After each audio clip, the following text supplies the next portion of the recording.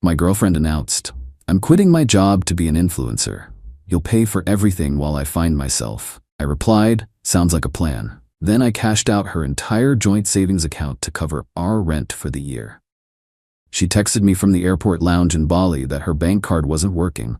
I was at home looking at the bank receipt, showing where I'd spent the money from our joint account. $21,000, her half, all gone to prepaid bills.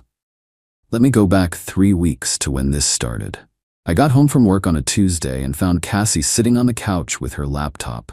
She had that look, the one where she's already decided something and is just waiting to tell me. I'd seen it before when she made big announcements. This time felt bigger. She closed the laptop and said we needed to talk about her career. I sat down and listened. She explained that her job at the marketing firm was draining her soul, that she wasn't living authentically, that she'd been working with a life coach who helped her realize her true calling was content creation and being an influencer. I asked, "What kind of content?" She said, "Lifestyle content. Travel, wellness, daily routines." Her life coach told her she had the perfect energy for it. She just needed to commit fully. I asked about money. She said that's what she wanted to discuss. She was quitting her job to focus on building her brand. It would take 6 months to a year to really get established and start earning. During that time, I'd need to cover all our expenses. She'd contribute by managing the household and creating content. I asked if she was serious. She said, completely serious, that this was her dream and I needed to support it.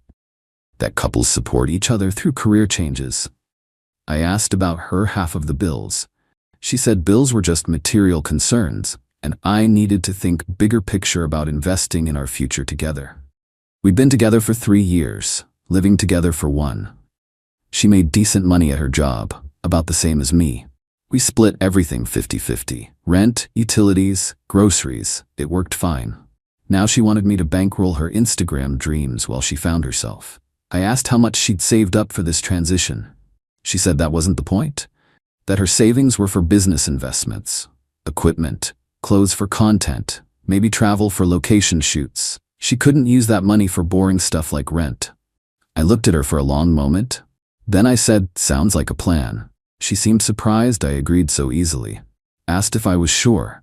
I said, "Absolutely. Follow your dreams. I'd handle the finances." She hugged me and said I was amazing, that she'd make this worth it, that when she was successful, I'd see this was the right decision. That weekend, she quit her job. Posted something long on social media about choosing authenticity over security, about betting on herself. Her friends all commented with support. "Lots of you go girl and so proud of you" comments. Monday morning, while she was at a coffee shop planning her content strategy, I went to the bank. We had a joint savings account we'd opened about 18 months ago. The plan was to save for a down payment on a house eventually. We each put in $500 a month. She'd deposited about $12,000 when we opened it from her previous savings. I'd contributed about $9,000 over time. Current balance was around $42,000. The account was set up as joint with rights of survivorship. Both of us could withdraw without the other's signature. I pulled out $21,000, exactly half, had it transferred to my personal checking account, left $21,000 in the joint account. Then I started making payments. Our rent was $1,700 a month. I contacted our landlord and asked if I could prepay rent for the year. He said absolutely. Loved the idea of guaranteed income. I wrote him a check from the joint account for $20,400, 12 months at $1,700. He gave me a signed receipt showing we were paid through the following November. Then I looked at utilities. Most companies have policies about prepaying. I called the internet provider. They let me prepay 6 months maximum. Paid $300 from the joint account. Electric company, same policy. 6 months max. Our average bill was about $90 monthly. Paid $540 total. Gas and water were similar. Each let me prepay up to 6 months. By the end of that Monday, I'd spent roughly $21,000 from the joint account, all on our shared expenses. Rent secured for a year, utilities covered for 6 months. Her half of the bills handled just like she wanted. I saved every receipt, every confirmation email, put it all in a folder on my computer and backed it up. Cassie came home that evening excited about her content strategy. She'd mapped out her aesthetic, ordered a ring light and a new phone gimbal. Said she was meeting with a photographer later that week for professional shots. I asked how much. She said $800, but it was an investment in her brand. I said that sounded good. She seemed happy I was being supportive. Over the next week, she spent money constantly. New clothes for content. A skincare routine that cost $300 because her skin needed to look good on camera. Subscriptions to editing apps. A designer bag for outfit content. Every few days she'd mention something else she needed for her brand. I'd nod and she'd buy it from the joint account. 2 weeks after she quit her job, she announced she was going to Bali. Said her life coach recommended it. That she needed travel content and Bali was perfect for her brand. Beaches, temples, wellness retreats. Very on brand, she said. I asked how long? She said 2 weeks. I asked how much? She said around $4,000 total. Flights, nice hotel, activities to film. All content investments. She'd pay from the joint account. I told her to have an amazing trip, that this sounded perfect for her brand. She was excited. I was being so supportive. Said when she came back with all this content, her following would explode. She left on a Friday morning. I drove her to the airport. She was so excited she barely looked at me when she got out. Just grabbed her bags and rushed inside. I went home and pulled up my tracking spreadsheet. Rent prepaid through the following November. Utilities prepaid through July.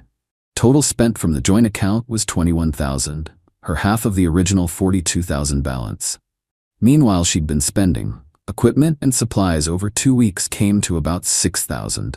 Her Bali trip was $4,000. Total of $10,000 spent by her from what remained in the joint account after I withdrew my half. The math worked out to roughly $11,000 left in the account. But she hadn't been checking the balance regularly, just swiping the card whenever she needed something for her brand. Saturday morning, I got a text. She'd landed and Bali was beautiful. Sent me a picture of her hotel room. Very nice, looked expensive. Sunday, she posted her first travel content. Professional shot of her on a beach at sunset. Caption about following your dreams and living authentically. Got maybe 200 likes from friends and family. Monday, she posted more. Temple visit, fancy breakfast, yoga on the beach. Her follower count went up by about 50 people. Tuesday afternoon, my phone started buzzing. Multiple calls from Cassie. I was at work in a meeting, so I let them go to voicemail. Then texts started coming through. Her card declined. The joint account card. She'd tried to pay for a spa treatment. It got declined. She checked the app. The balance showed $11,000. That couldn't be right. There should be way more. What was going on? I texted back during a break, said the balance was correct, that she'd spent about $10,000 in 2 weeks, and I'd withdrawn my half of the savings before she started her spending. What was left was hers. My phone immediately started ringing again. I sent it to voicemail. Another meeting starting. She called 4 more times over the next hour. Finally, I texted her, said I was at work and would explain everything later, that she should check her email. I was sending her a detailed breakdown. The email had a spreadsheet attached. Every transaction from the joint account since she quit her job, her photography session, her equipment purchases, her new wardrobe, her skincare products, her software subscriptions, her Bali trip expenses. Running total showing about $10,000 spent by her. Then a separate section. My withdrawal of $21,000, explanation that I'd taken exactly half of the account balance, then the list of what I'd spent it on. Rent prepaid through November, internet prepaid through July, electric prepaid through July, gas prepaid through July, water prepaid through July. Total approximately $21,000. A note at the bottom. She'd asked me to pay for everything while she built her brand, so I paid for everything. Our shared living expenses for the next several months, using her portion of the joint savings, just like she'd suggested. She called again immediately. I was finally done with meetings, so I answered. She was screaming before I even said hello, said I'd stolen her money, that I had no right, that she needed that money for her business, that I'd sabotaged her dream deliberately. I said I didn't steal anything, that I withdrew my own funds from a joint account, which was completely legal, that I then spent her portion on our shared bills, which she'd said she couldn't contribute to anymore. That everything was documented and she was welcome to review all receipts. She said I knew that money was for her business. I said she never specified that. She said paying rent a year in advance was insane. Nobody does that. I said our landlord was happy to accept it, that I'd gotten a receipt, that we didn't have to worry about rent for months now. She said I'd ruined everything. That she couldn't finish her trip properly. That she couldn't create the content she'd planned. I said she still had $11,000. That should cover the rest of her 2 weeks in Bali plus plenty more. She said it wasn't enough, that she'd had other plans. I suggested coming home early, saving what she had left. She said I was being cruel, that I knew how important this was. I said I did know, that's why I made sure our bills were covered so she wouldn't have to worry. She hung up. Her friend Melissa texted me an hour later, said I was being unreasonable, that Cassie was having a breakdown in her hotel in a foreign country because I'd stolen her money. I sent Melissa the spreadsheet, showed every transaction, every receipt, proved I'd withdrawn my own money and spent her portion on shared bills. Melissa didn't text back after that. Cassie came home 4 days later instead of 2 weeks. She'd cut the trip short and used a credit card for the flight change.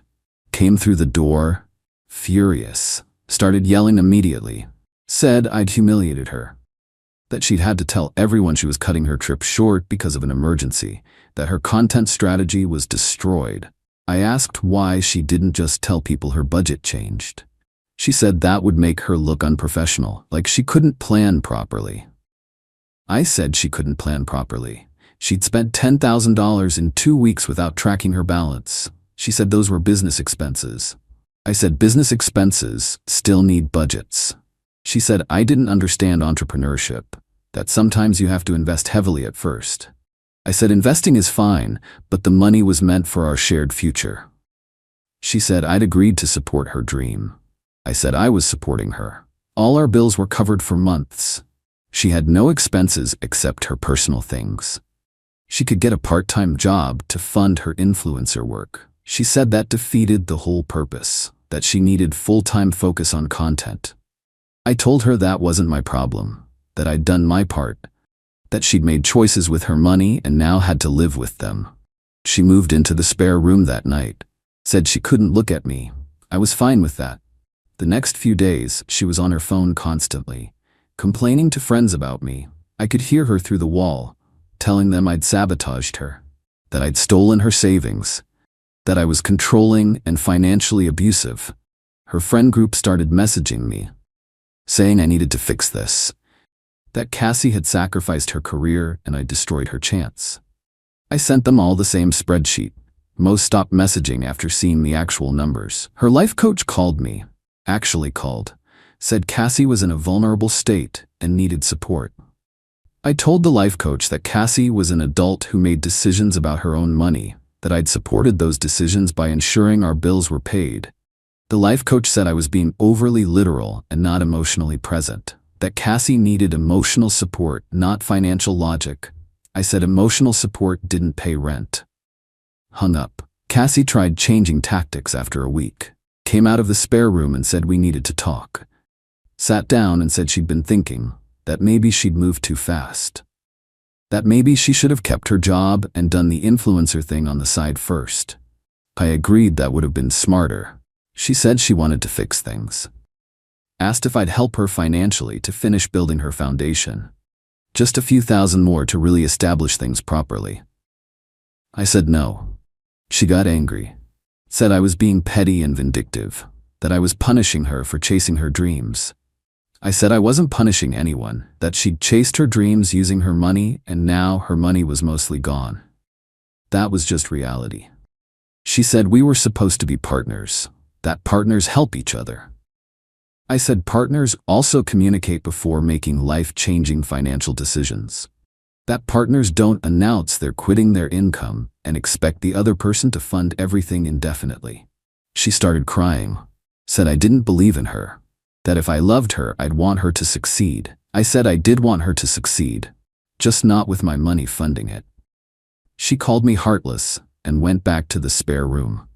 2 weeks after Bali, she started job hunting, posted on LinkedIn that she was exploring new opportunities. Didn't mention the influencer career. Her Bali posts were still up on Instagram, but she wasn't posting new content. Her follower count had settled around 400 followers after spending $10,000 and quitting her job. Not exactly a great return on investment. She got some interviews, started wearing work clothes again, looked miserable every time she left the apartment. One evening she came home and said she had an offer. Different marketing firm, similar role to her old job, slightly less pay. Started in 2 weeks. I said that was good news. She said it wasn't good news, that she was giving up on her dream. I said she was being realistic. She said I'd destroyed her confidence, that she couldn't pursue her passion anymore because I'd made sure she couldn't afford to. I reminded her she'd spent $10,000 in 2 weeks, that even if I hadn't touched the money, she'd have burned through everything in a few months anyway. She said that was different, that she'd have had time to start monetizing. I said 400 followers wasn't monetizing anything. She didn't have a response to that. She moved out 6 weeks after the Bali trip. Said she couldn't stay with someone who didn't support her. Got an apartment with 2 roommates. Took all her stuff, including the ring light and equipment she'd bought. I helped her move because I'm not a complete jerk. Her last words to me were that she hoped I was happy with myself, that I'd crushed her dreams to prove a point. I said I'd proved that bills need to be paid regardless of dreams. She slammed the door. That was 4 months ago now. I still have the apartment, still have another 8 months of prepaid rent. The utilities are still prepaid. I'm saving a ton of money since I'm not splitting bills with anyone. Cassie's Instagram is still active, but she barely posts. Last thing was 3 weeks ago. A quote about rising from setbacks, got 40 likes. Her bio still says content creator but also lists her marketing job. Her friend Melissa sent me a message last month, said Cassie was struggling with her roommates and money was tight, asked if I'd consider helping her out. I said no. Melissa said I was cold. I said Cassie made her choices. Melissa blocked me. I ran into Cassie's life coach at a coffee shop a few weeks ago. She recognized me and came over, said she hoped I'd learned something from this experience, that supporting a partner's dreams was important. I said I'd learned that paying rent in advance was actually pretty convenient. She walked away shaking her head. Someone from Cassie's friend group posted something vague on social media about people who sabotage others. Didn't name me, but it was obvious. Said some people can't handle when their partner wants to grow and evolve. That small-minded people hold back visionaries. A mutual friend messaged me asking what really happened. I sent him the spreadsheet. He responded that Cassie had told everyone a very different story, that I'd stolen her money and abandoned her in Bali. I told him he could believe whatever he wanted, but I had receipts for everything. He said the receipts showed I'd technically done what I said, but it was still a jerk move. I asked him if he'd be cool with his girlfriend quitting her job and expecting him to pay all her bills indefinitely while she became an influencer. He said that was different. I asked how. He stopped responding. My brother thinks it's hilarious. Says I should have just broken up with her when she announced the plan. I said this way was more educational. He says I'm petty. Maybe true. My mom asked what happened with Cassie. I gave her the overview. She said I could have handled it differently, that I should have just said no directly. I said I did say no, just in a way that taught a lesson. Mom said that was manipulative. Possibly, but it worked. Would I do it again? Probably yes. Could I have just ended things when she quit? Sure. But then she'd spend years telling everyone I didn't support her dreams, that I killed her chance at success. This way she spent her own money on her dream. I protected mine. And when it collapsed, she couldn't really blame me. Well, she tried, but anyone looking at the numbers could see what actually happened. The apartment is peaceful now. No ring lights in the living room, no content planning sessions at the kitchen table, no talk about authentic living while expecting me to bankroll it. I started seeing someone new a few months ago. She has a regular job she enjoys. Makes her own money. Pays her own way. When I told her about Cassie on our 4th date, she laughed and said that was wild. Said she couldn't imagine asking someone to fund a career that didn't exist yet. I said I couldn't imagine asking either. We're doing well. Cassie texted me 2 weeks ago, said she'd been reflecting on everything, that she understood now why I did what I did, that she'd been unrealistic and unfair, that she should have planned better. Almost sounded like an actual apology. Then she asked if I'd consider trying again, that she'd learned from her mistakes, that she was more grounded now, more practical. I didn't respond. Some people don't get second chances. My rent goes back to normal next month. $1,700 like always. My utilities are just regular billing now. My savings are growing since I'm not splitting costs. Things are good. Sometimes I check Cassie's Instagram out of curiosity. Still says content creator in the bio. Last post was 10 days ago. A selfie with a generic caption about perseverance. 29 likes. That $10,000 investment really paid off.